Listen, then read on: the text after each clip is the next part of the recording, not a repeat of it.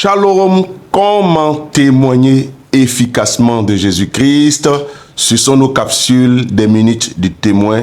Et aujourd'hui, nous sommes à notre 12e numéro. Restez connectés jusqu'au bout. Quelque chose de bien sera votre partage.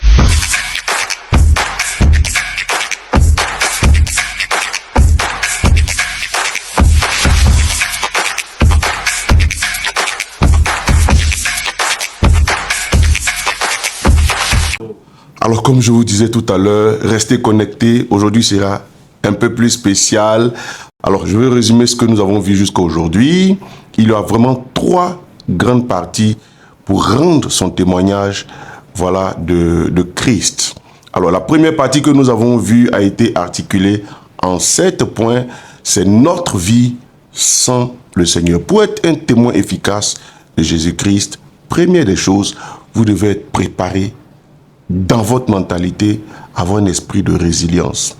Parler de Jésus n'est pas chose facile. Paul dit, tous ceux qui veulent vivre pieusement seront persécutés. Voyez.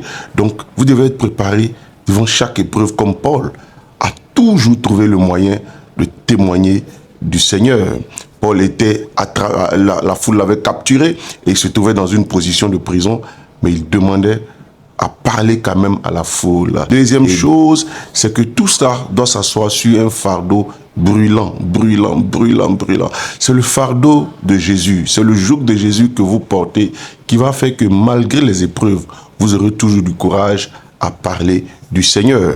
Et une autre chose, c'est que ce fardeau-là se porte dans la prière.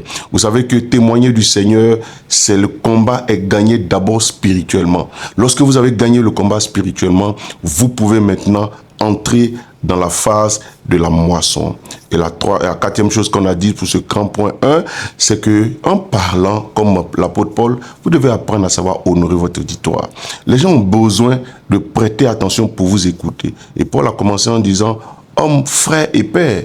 Vous savez que ce n'est pas ses parents, ils ne sont pas nés même père, même mère, ce n'est pas ses parents, mais il y a une façon d'appeler les gens qui permet aux gens de se sentir considérés et de vous écouter. Et ça, c'est très important.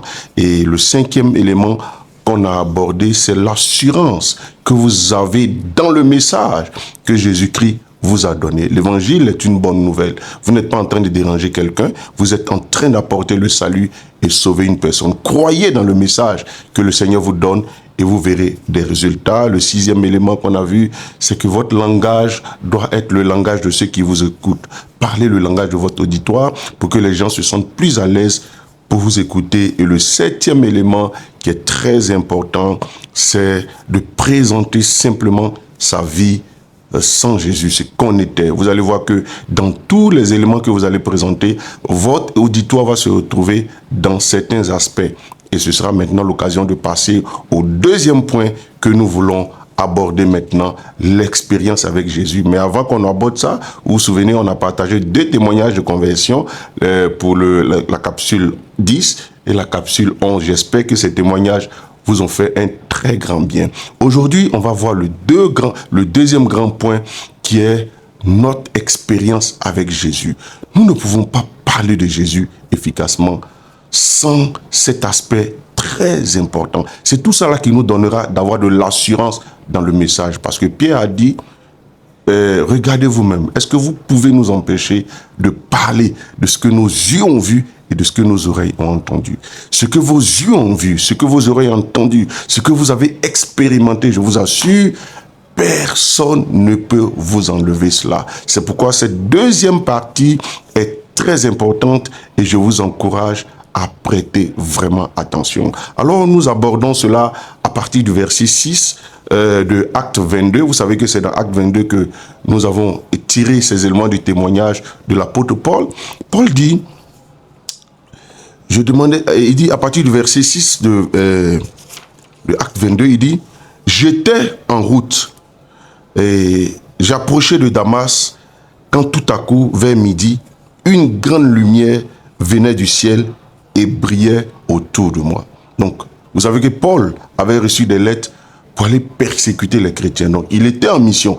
pendant qu'il était en train de faire ce qu'il pensait être bien pour lui. La Bible dit que toute voie paraît bien pour celui qui l'emprunte, mais son issue c'est la mort. Souvent nous faisons beaucoup de choses, nous pensons que ça plaît à Dieu, mais ça ne plaît pas à Dieu. Et il était dans cet élan, comme il avait dit auparavant, très engagé pour le judaïsme. Il était dans cet élan à aller persécuter les chrétiens. Et comme il est dit, il approchait et vers midi, une grande lumière venait du ciel et brillait autour de lui. Une chose que vous devez comprendre dans votre témoignage, votre expérience avec Christ va vous faire sortir des ténèbres pour vous envoyer à la lumière de Dieu. Ce que Paul a expérimenté ici est un message très important. Notre vie sans Jésus, c'est une vie de ténèbres. Notre vie sans Jésus, c'est une vie de péché.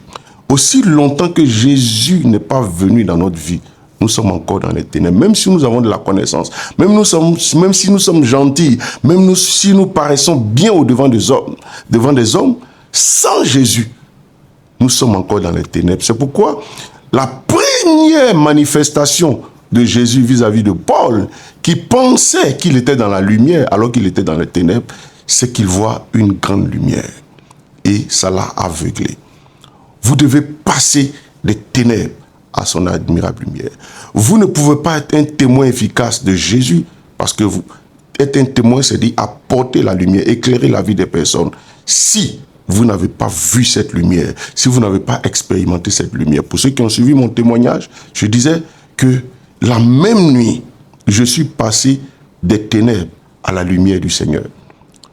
Le péché auquel je prenais plaisir les jours avant, j'ai commencé à avoir la haine du péché. C'est comme si spirituellement, Dieu m'a fait monter à un autre niveau. Et c'est très important. La lumière que vous allez expérimenter, que vous allez voir, va vous donner aussi d'être un enfant de lumière et partager cette lumière pour éclairer plusieurs autour de vous. Il dit, nous sommes sel et lumière. Que Dieu vous bénisse et que sa grâce soit avec vous. Alors, à demain pour nos prochains numéros. Et nous allons toujours demeurer dans ce thème. Ce que je vais partager encore demain avec vous sera encore plus profond.